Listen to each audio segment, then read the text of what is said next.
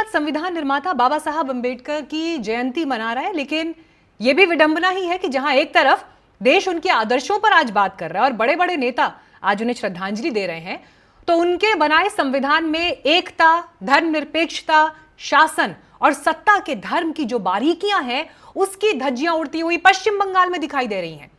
आज हैरानी होनी चाहिए हर भारतीय को इस बात पर कि वो बंगाल जहां के इंटेलेक्ट और ज्ञान के लिए कहा जाता है कि वो आवाज नहीं आंदोलन है, जो कभी टैगोर साहब की कविता बनकर बहता है तो कभी बोस की गर्जना बनकर गूंजता है, जहां की बौद्धिक गहराई सत्यजीत रे के कैमरे से देश ने देखी, दुनिया ने देखी, जहां के ईश्वरचंद विद्यासागर ने तर्क, शिक्षा और करुणा की रोशनी से समाज का अंधकार मिटाया, बंगाल की उस मिट्टी में सिर्फ धान नहीं, विचार भी उपजते हैं। जब भारत विचार करता है तो बंगाल उसकी चेतना बनता है। यह है भद्रलोक का बंगाल। लेकिन आज उस बंगाल में क्या हो रहा है? संसद कानून बनाती है, वक्फ कानून इंप्लीमेंट हो जाता है कानून, लेकिन फिर सुप्रीम कोर्ट में उसे ऑलरेडी चैलेंज भी किया जा रहा है। शांतिपूर्ण प्रदर्शन की अनुमति ली गई, सड़क पर यह प्रदर्शन निकाला भी गया, देश के कुछ और हिस्सों में भी प्रोटेस्ट की सूरत है, लेकिन यह प्रदर्शन आखिर हिंसा में कैसे बदल जाता है? लोगों की मौत तक हो जाती है, घर जला दिए जाते हैं, वाहन जलाए जा रहे हैं, पानी में जहर मिला दिया गया, गरीब, महिलाएं, हिंदू परिवार टारगेट हो रहे हैं। धुलियान से 500 हिंदू परिवार पलायन करने को विवश हुए और एक स्कूल में जाकर उन्होंने शरण ली, ऐसी खबरें भी सामने आ रही हैं। कलकत्ता हाईकोर्ट यह कह रहा है कि यह सब कुछ हम आंख मूंद कर नहीं देख सकते। सीएम कह रही हैं कि हमारे लिए सबकी जान एक बराबर है, सबकी जान कीमती है, राज्य में वक्फ कानून लागू नहीं होगा। डीजीपी कह रहे हैं कि जो दोषी हैं उनके खिलाफ हम सख्त से सख्त एक्शन लेंगे, लेकिन आप शांति बनाए रखें। लेकिन सवाल यह है कि वहां पर आतंकियों के पोस्टर कैसे लहराए जा रहे हैं? प्रदर्शन हिंसक कैसे हो गया या फिर होने दिया गया? राज्य सरकार और पुलिस आशंका के बावजूद कैसे नहीं रोक पाए ये सब? बीजेपी सांसद ज्योतिर्मय सिंह महतो ने केंद्रीय गृह मंत्रालय से चिट्ठी लिखकर यह कह दिया कि राज्य के जो बॉर्डर एरियाज हैं वहां पर सशस्त्र बल विशेष शक्तियां अधिनियम यानी कि एफस्पा को लागू कर दिया जाए। शहजाद पूनावाला जो बीजेपी के प्रवक्ता है, नेशनल स्पोक्स पर्सन है, वो आरोप लगाने के साथ साथ सांसद यूसुफ पठान को भी घेर रहे हैं। उन्होंने क्या कहा, मैं आपको सुनवाना चाहती हूं। ममता बनर्जी जी ने एक यूसुफ पठान नाम के क्रिकेटर को कहीं से उठा के टिकट दे दिया और वहां पर वोट बैंक ने उनको जिता भी दिया बहरामपुर में। और आज जब बंगाल जल रहा है, हिंदुओं को चुन चुन कर मारा जा रहा है, तो यूसुफ पठान चाय की चुस्कियों का आनंद ले रहे हैं।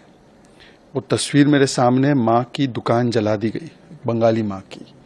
बंगाली माँ के आंखों में आंसू है। 3-3 लोग दास परिवार के काट के उनको रख दिया गया और यूसुफ पठान चाय पी रहे हैं। यही तृणमूल कांग्रेस की प्राथमिकता है कि पठान साहब चाय पिएंगे, आनंद उठाएंगे। बंगाल जल रहा है, दास परिवार मारा जा रहा है। चलिए तस्वीर भी अभी आपको दिखाएंगे, जिस तस्वीर पर शहजाद पूनावाला की यह टिप्पणी थी। लेकिन रिएक्शंस यही खत्म नहीं हो रहे।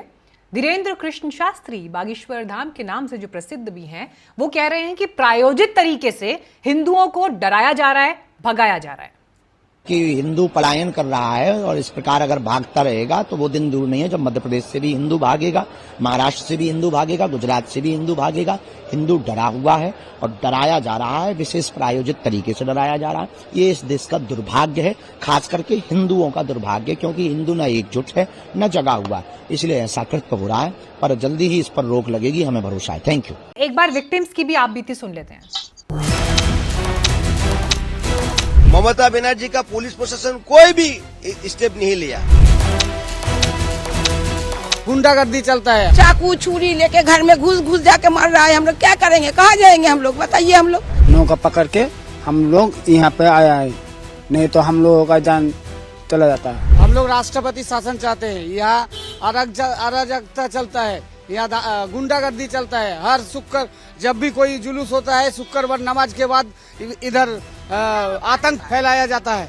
हम लोग को दुकान तोड़ दिया है, आदमी को मार काट दिया है, ये सब तोड़ दिया है, ये सब चोरा के ले गया, लूटपाट करके ले गया सब कुछ। हम लोग का एक तो घर में जनाना आदमी सब, छोटा लड़का बच्चा है हम लोग का, कैसे घर में रखे? चाकू छुरी लेके घर में घुस जाके मार रहा है। हम लोग क्या करेंगे, कहाँ जाएंगे हम लोग, बताइए। हम लोग हमारा जो हिंदू का ऊपर में इतना टॉर्चर हुआ धुलियान से बहुत आदमी आया, अपना जीवन का बचने के लिए आया। यहाँ पे क्या है, वो हिंदू आदमी है, इसी में लिए उसी को ऊपर में वो घाट तोड़ दीजिए, आंख जला दीजिए, उसको मर्डर कर दीजिए, उसको जितना भी है संपत्ति को लूट कर लीजिए। ऐसे कर रहा है। ऐसे के देश हमारा पश्चिम बंगाल चलेगा? ममता बनर्जी का पुलिस प्रशासन कोई भी स्टेप नहीं लिया, स्टेप ले लेगा तो ऐसी घटना नहीं घटित होता था। बड़ा दुखी है। हम लोग आया, ये शिविर में आया, क्या क्या हो रहा है, कैसे करना पड़ेगा। हम लोग कल 2 दिन से झमेला हो रहा था, बहुत ज्यादा वहाँ पे मुसलमान है, हम लोग बहुत कम आदमी है, तो हम लोग 2 दिन से लड़ाई कर रहा हूँ उसका साथ, तो हम लोग नहीं पढ़ रहा हूँ, इसलिए हम लोग 4 बजे 5 बजे 6 बजे आया, और बाद बाकी जितना आदमी है 10 आदमी था, वो हम लोग भाग के नदी में आके नौका पकड़ के हम लोग यहाँ पे आया है, नहीं तो हम लोगों का जान चला जाता है। हाँ, महिला का ऊपर अत्याचार हुआ, बहुत अत्याचार हुआ, हाथ पकड़ के टान रहा था, मार रहा था, माला टारा सब छीन लिया है, जितना टाका पैसा था उतना सब कर लिया है, घर में आग लगा दिया है, पूरा जला दिया है, लूटपाट कर लिया है। इस हॉरर की कल्पना नहीं की जा सकती कि घर आकर जलाए जा रहे हैं, आपके घर में पानी की जो सप्लाई आ रही है उसमें जहर मिला हुआ है, और कल्पना करिए कि वो लोग वहां किस खौफ में जी रहे हैं। और इसीलिए ऐसी घटनाओं के बाद भी अगर मिसाल कायम नहीं होती और अपनी राजनीतिक रोटियां सेकी जाती रहती हैं, तो ये कितनी बड़ी चिंता की बात है। इस देश के हर नागरिक को सोचना चाहिए। मंत्री पश्चिम बंगाल के क्या कह रहे हैं और क्यों वो गुजरात की याद दिला रहे हैं, ये भी देखिए। ऐसा कोई बात नहीं है, यहाँ पर ऐसा कोई परिस्थिति नहीं है। बंगाल से बंगाल में ही जा रहे हैं, तो बंगाल सुरक्षित है बोल के देख जाएगा, सारी जगह जा रहे हैं, सब ठीक है। पुलिस डीजीपी प्रेस कॉन्फ्रेंस कल किया, हम देखा, जो पूरा कठोर होगा। एक घटना घट गई है, उसको लेके ऐसा कुछ नहीं होना चाहिए। वो घटना ऐसा, इससे बहुत बड़ा घटना यूपी पे, इसमें गुजरात में घटी थी, उसके बाद भी लोग चुप था। आज ऐसा क्या घटना जो हुआ निंदनीय है, निंदनीय है, जो भी किया वो निंदनीय किया। इसका पीछे कौन है ये निकालना पुलिस के काम है, और निकालेगा, मेरा विश्वास है। मगर ये घटना नहीं चाहिए था ये, क्योंकि ये बंगाल की पवित्र भूमि है।